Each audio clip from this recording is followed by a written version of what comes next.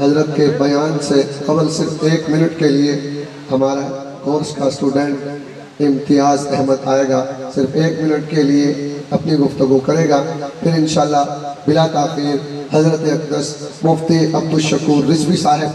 ترجمان بریلوی مکتبہ فکر کا بیان ہوگا۔ آپ حضرات سے گزارش ہے آپ سب بیداری کا ثبوت دیں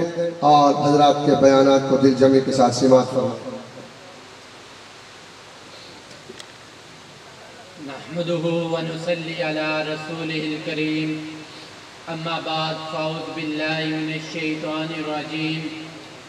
بسم الله الرحمن الرحيم ما كان محمد أبا أحد من رجالكم ولكن رسول الله وخاتم النبيين ما كان الله بكل شيء عليما صدق الله العظيم۔ ختم نبوت کا عقیدہ اسلام کے بنیادی عقائد میں سے ہے۔ سلف سے لے کر خلف تک جس نے بھی اسے بیان کیا اسے بنیادی عقائد میں ذکر کیا۔ حقیقت یہ ہے کہ ختم نبوت کا عقیدہ جس طرح اپنے ثبوت میں قطعی اور یقینی ہے اسی طرح اپنی دلالت میں بھی قطعی اور یقینی ہے۔ ختم نبوت پر مسلمانوں کا وہی عقیدہ ہے جو صحابہ سے لے کر موجودہ دور تک کے جملہ مفسرین، محدثین، مجددین و ائمہ متکلمین کا ہے کہ نبی کریم صلی اللہ علیہ وسلم پر ہر قسم کی نبوت کا اختتام ہو چکا ہے۔ جناب علی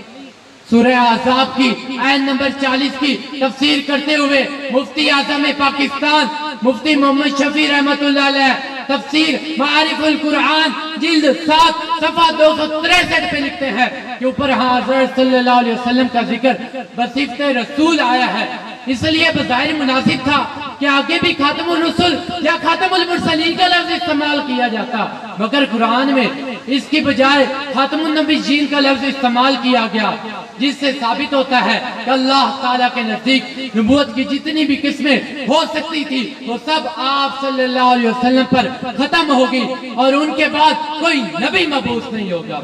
اسی طرح حضرت عبداللہ بن عباس اسی آیت کی تفسیر کرتے ہوئے فرماتے ہیں کہ محمد تم میں سے کسی بالغ مرد کے باپ نہیں، ان کا کوئی بالغ صاحبزادہ نہیں، وہ تو اللہ کے رسول اور سب نبیوں کے ختم کرنے والے ہیں اور ان کی نبوت کے بعد سب کی نبوت منسوخ ہے۔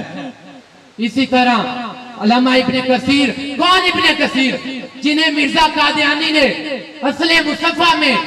6 صدی کا مجدد تسلیم کیا ہے، تفسیر ابن کثیر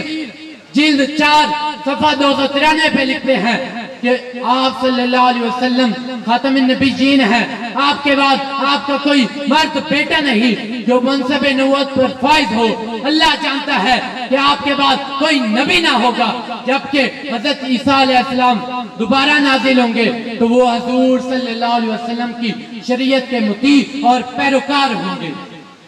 میرے عزیز دوستو،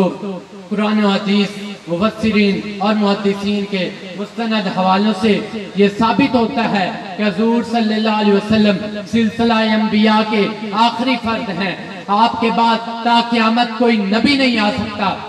آپ کے بعد جو شخص بھی نبوت کا دعویٰ کرے گا وہ کذاب تو ہو سکتا ہے، دجال تو ہو سکتا ہے، جھوٹا تو ہو سکتا ہے، مگر سچا انسان ہرگز نہیں ہو سکتا۔ میں اپنی تقریر کا اختتام اس شعر سے کرنا چاہوں گا، میرے نبی ہیں آخری مہتاب دیکھ لیں، میرے نبی ہیں آخری مہتاب دیکھ لیں، سب منکرین سورہ احزاب دیکھ لیں۔